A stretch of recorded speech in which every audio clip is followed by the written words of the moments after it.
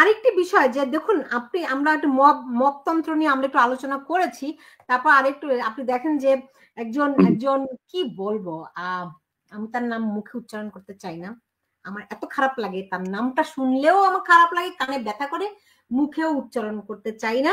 তিনি সিপিবির কার্যালয় ঘেরাওয়ের কর্মসূচি দিয়েছে। আপনি নিশ্চয়ই জানেন যে শাহবাগ, আপনি তো জানেন গণজাগরণ মঞ্চ 2013 সালে 2013 সালে গণজাগরণ মঞ্চ একটা মানুষের স্বতঃস্ফূর্ত আন্দোলন ছিল, এবং সেটির মূল দাবিটি কি ছিল? ওই গণজাগরণের মূল কারণটি ছিল আওয়ামী লীগ সরকার সেই সময়ে তাদের যে আইনি কাঠামো, সেখানে কোনো ফাঁসির কোনো ধারা ছিল না, সর্বোচ্চ শাস্তি ছিল যাবজ্জীবন কারাদণ্ড, মৃত্যুদণ্ডের কোনো ব্যবস্থা ছিল না।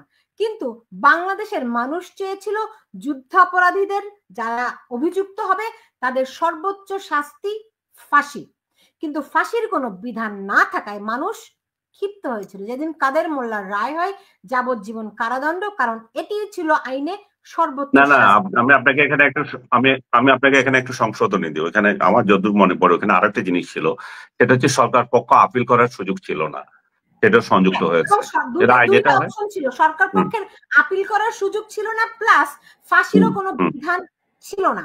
মূলত এখান থেকেই সংক্ষুব্ধ মানুষ মানে বাংলাদেশের জনগণ, রাষ্ট্রের মালিক তো জনগণ, তাহলে বাংলাদেশের। যাই হোক, এখন প্রশ্নটা কি আপনার?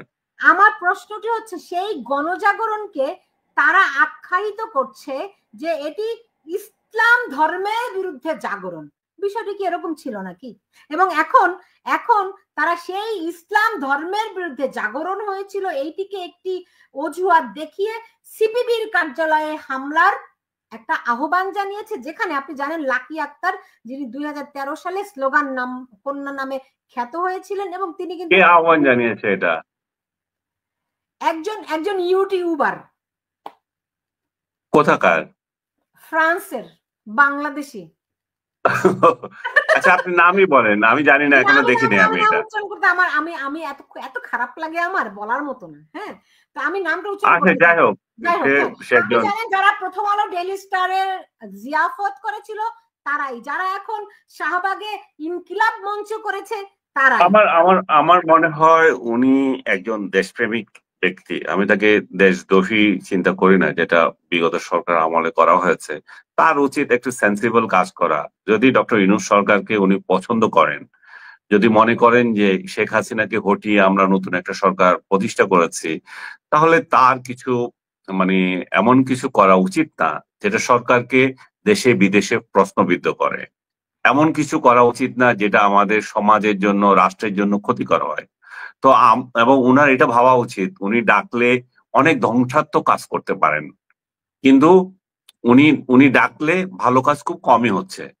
তো উনি একটু ভালো কাজ করলে মানুষ খুশি হয়, কারণ ধ্বংস করা কিন্তু খুব সহজ, ধ্বংসাত্মক কাজ করা কিন্তু সহজ। উনি যদি বলেন যে আনিস আলমগীরকে আজকে ধরে কিছু একটা করে দাও, হ্যাঁ, ওনার কিছু গুন্ডা পান্ডা এসে এটা করতে পারে, কিন্তু তাতে কি লাভ হবে? আমিও তো এরকম আরেকজনকে ওরকম পিটাতে পারি, তো তাতে তো সোসাইটির কোনো লাভ হচ্ছে না, তাই না? আমাদের দেশের তো কোনো লাভ হচ্ছে না। তো আমি মনে করি যে আমাদের প্রত্যেকের জায়গা থেকে আমাদের শিক্ষিত সমাজকে এটা একটা কন্ট্রিবিউশন করা দরকার, যে আমি তো ভালো যদি না করতে পারি, খারাপ কেন করব? ভালো করার চেষ্টা করি। এবং খারাপ করার দিন তো এখন নাই, এটা তো চলে গেছে। আপনি যাকে স্বৈরাচারিণী বলেছেন সে তো বিদায় নিয়েছে। তাহলে রাষ্ট্রটা গঠন করা দরকার এখন। সিপিবি বলেন, অন্য যে কোনো দলের অফিস আক্রমণ বলেন, এগুলো ভালো লক্ষণ নয়। এবং আমি মনে করি যে বর্তমান সরকার এগুলোর দিকে একটু নজর দেবেন। আমি বলি না যে ওই ওই ব্যক্তিকে তারা হেনস্থা করবেন, হেন করবেন, তেন করবেন। তারা তাদের অন্যদের সম্পত্তি, অন্যদের জানমাল রক্ষায় সরকার আছে সেটা তাহলে একটু বুঝান। এবং ওই ব্যক্তির সাথেও যদি তাদের দূরত্ব তৈরি হয়, তাদের সাথে তো ওই ব্যক্তির সম্পর্ক আছে, তাই না? তো সম্পর্ক যদি থাকে, সে ব্যক্তিকে বোঝানো দরকার, তাদের পক্ষ থেকে কোনো একজন, তাদের সাথে তাদের যোগাযোগ আছে, তাই না? একবারে তাদের যোগাযোগ না থাকলে তাহলে তারা যোগাযোগ তৈরি করুক। একবার তাও না পারলে আমাকে বলুক, আমি যোগাযোগ করে দেবো। কারণ আমি চাই না যে আমাদের দেশের, না না, তার সাথে আমাদের যোগাযোগ হবে না, যোগাযোগ তো আছে। উনি তো আমাদের দূরের কেউ না, তার সাথে তো আমাদের দেখা হয়েছে, এই দেশে থাকতে তো দেখা হয়েছে, কথা হয়েছে, এখনো কথা হয়। কিন্তু তার মানে এই নয় যে আমরা তার সবকিছু সমর্থন করব। এবং আমি বলবো যে উনি যদি ভুল করে থাকেন, উনি যদি মনে করেন যে ভুল করছেন না এই ধরনের ডিস্ট্রাকটিভ কাজে, আমি মনে করি যে ভুল করছেন, কারণ উনার একটা রেসপন্সিবিলিটি আছে। উনার জনপ্রিয়তা যখন মানুষের বেড়ে যায়, যখন তার কথা অনেকে শুনে, তখন তার রেসপন্সিবিলিটি তো পারে। ওই রেসপন্সিবিলিটি ওনার দেখানো উচিত, কারণ উনি অশিক্ষিত উনি ব্যক্তি যদি না, সেই উনি একটা রেসপন্সিবল সভ্য দেশে মানুষই আছেন। হতো, উনি যদি সেই রেসপন্সিবল মানুষই হতো, তাহলে কি আর 32 নম্বর ভাঙতে মদত দেয়? আমি ওই তর্কে যাইতে চাচ্ছি না, যে হয়ে গেছে যা হয়ে গেছে। উনি যদি এখন উনি ওনার এখন রাষ্ট্রের পক্ষে, রাষ্ট্রের উন্নয়নে কাজ করা উচিত, সেটা নিয়ে আমি আপনার সাথে বক্তব্য শেষ করতে চাই। আপনি ভয় পাইছেন? না, কাকে ভয় পাচ্ছি? কেন ভয় পাবো? সে কি আমাকে কোনো হুমকি দিয়েছে? হুম। আপনি কি বলেন?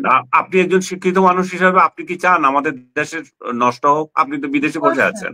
অবশ্যই না। তো এখন আপনাকে বলবে যে আপনি শেখ হাসিনার দালালি করে আপনি চান যে এখানে অস্থিরতা তৈরি করার জন্য। এখন এটা তো সুযোগ আছে, কারণ যারা শেখ হাসিনার দালাল ছিল তারা তো বাইরে থেকে চায় যে রাষ্ট্রটা ধ্বংস হয়ে যাক এবং প্রমাণিত হোক শেখ হাসিনা ছাড়া এই দেশ চলে না।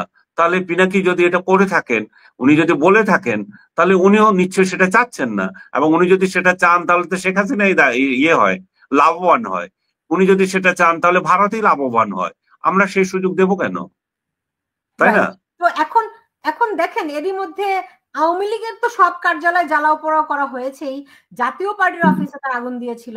এখন সিপিবির অফিস ঘেরাও দখল করে নিয়ে ওইটাকে ওইটাকে আপনার ইনকিলাব, কি ইনকিলাব বা গণঅভ্যুত্থানের অফিস কার্যালয় ঘোষণা করবে, এই ঘোষণা দিয়েছে উনি। তো করুক, এর আগে তো আর কে কে কোন এক সমন্বয়ক এক পাগল কতগুলো দিয়ে একজন এমপির বাড়ি দখল করে দিচ্ছে, সরকার তো এটা ছেড়ে দিয়েছে, সরকারই দেখবে। আমার আপনার এগুলো নিয়ে এত বেশি মাথা কামানোর টাইম নেই। রোজা রমজানের দিন, একটু শান্তি সুস্থ ভাবে থাকেন এবং থাকতে দেন। খোদা হাফেজ। জি।